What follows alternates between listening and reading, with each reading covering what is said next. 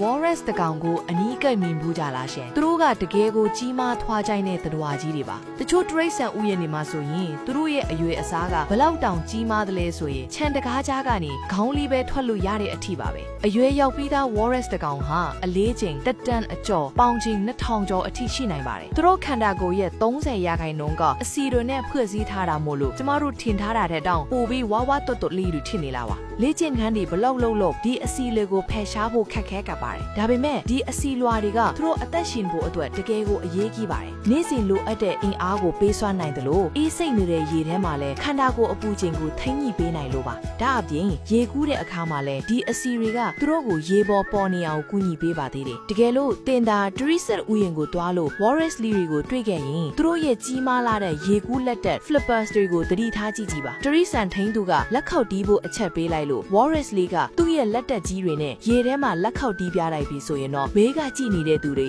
ရေဆိုရွှဲသွားဖို့သာပြင်ထားလိုက်ပါတော့နော်